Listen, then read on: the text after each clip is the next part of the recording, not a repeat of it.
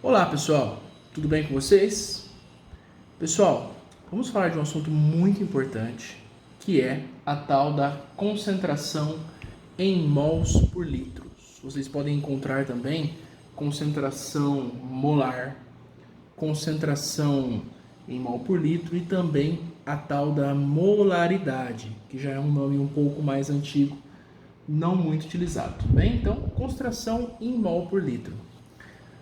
Pessoal, o conceito básico que eu queria discutir com vocês é a questão da concentração. O que é uma concentração? Ora, se eu estou falando em um meio que é concentrado, muito concentrado, pouco concentrado, se eu estou falando desse tipo de meio, eu estou falando de soluções, tudo bem? Então, se eu falo de soluções, obviamente eu estou falando de uma solução onde eu tenho um soluto e um solvente, tá bom? O que é a concentração em geral? Ora, é a quantidade de soluto que eu tenho naquela solução. Então, nós vimos várias concentrações, vários tipos de concentrações. Nós vimos concentração em mol por litro, concentração em gramas por litro, concentração em porcentagem, que é o que nós chamamos de título, né? ppm, ppb, são todos tipos de concentração, ou seja, é o tanto de soluto que eu tenho dissolvido ali naquela solução, tá? Agora, nós vamos aqui para a mais importante de todas, para o mundo da química, tá? Quando a gente fala em química e concentração, a gente fala em concentração molar, a gente fala em mols por litro. Lembre-se vocês que eu gosto bastante de fazer um paralelo entre mol por litro e gramas por litro. Né? Vamos lá. Ó, gramas por litro, mol por litro. Eu sempre falo que quem entende essa unidade de concentração aqui acaba entendendo também o que é a concentração em mol por litro. Por quê? Porque eu só transformo. Se eu tenho uma, para eu chegar em outra, basta utilizar um sujeitinho, né? Um sujeitinho chamado massa molar. Ora, se eu tenho gramas, eu quero mol. Como que eu transformo gramas em mol? Usando a massa molar da determinada substância, tudo bem? Mas não é desses caras que nós estamos falando, que não é de gramas por litro, nós estamos falando de mol por litro. Então, eu gostaria que vocês pensassem assim, ó. É mol por litro. Então, eu estou falando de número de mol por litro, que nada mais é do que um volume. Tudo bem? Logo, gente, eu tenho que a minha molaridade é igual ao número de mols sobre o volume. Acontece que é muito raro, um exercício te dar aqui o número de mols que você tem. Normalmente, ele vai te dar uma massa, tá? Vai te dar uma massa X lá. Então, nós temos que o número de mols, o que é? Massa da substância dividido pela massa molar dessa mesma substância. Então, se eu tenho 30 gramas de ácido clorídrico, por exemplo, eu tenho 30 gramas dividido por 36,5, que é a massa molar do ácido clorídrico. Beleza? Se eu tenho 100 gramas de ácido sulfúrico, eu tenho 100 gramas massa dividido por 98 gramas, que é a massa molar do ácido sulfúrico. Ah, eu não sei calcular a massa molar, Já chegamos lá. Então, como que eu, substituindo N aqui nessa equação, como que eu chego? Eu vou chegar aqui, ó, massa dividido pela massa molar vezes o volume. Pessoal, esse volume aqui é sempre em litros. Tudo bem? Quem gosta de usar fórmula, quem gosta de trabalhar com fórmula, essa fórmula aqui é belezinha, tá? Belezinha para trabalhar.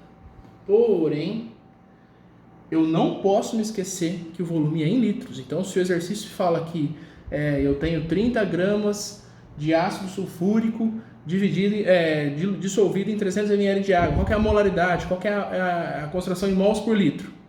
Então, 30 gramas de ácido sulfúrico dividido por 98 gramas, que é a massa molar do ácido sulfúrico, vezes o volume. Eu falei 300 ml? Então, 0,3 litros aqui nessa fórmula. Não esqueçam disso.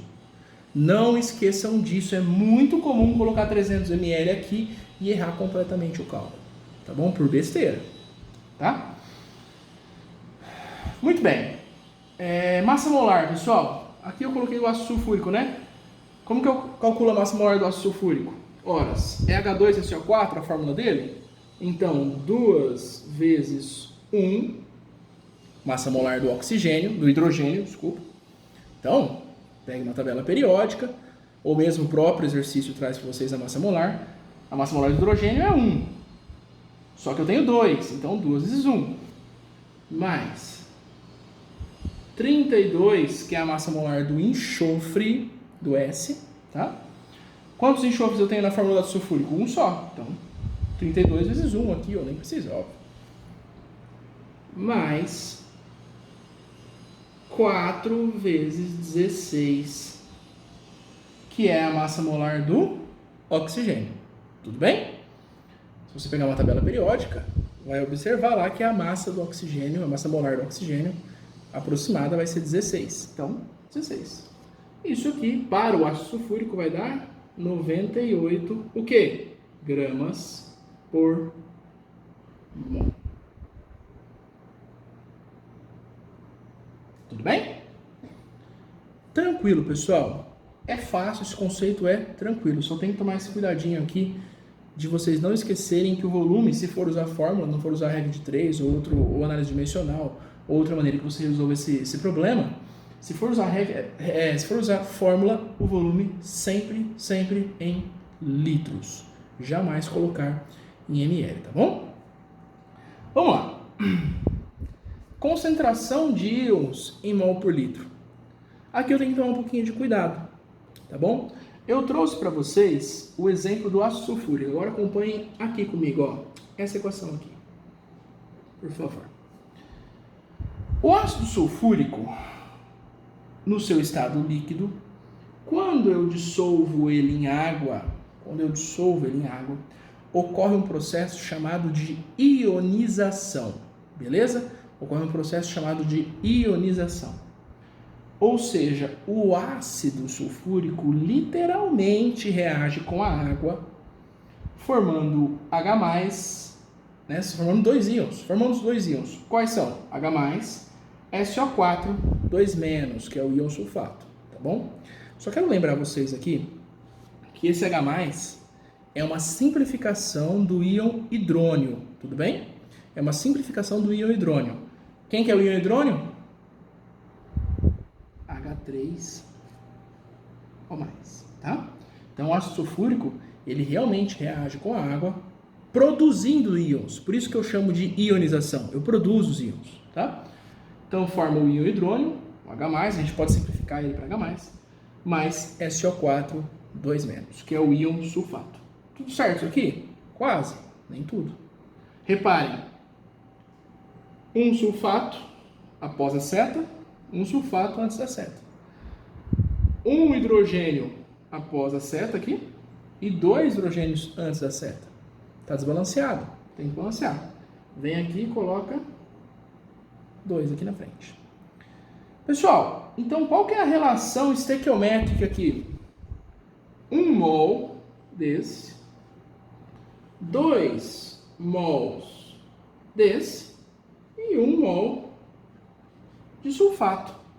Então, se eu tenho uma solução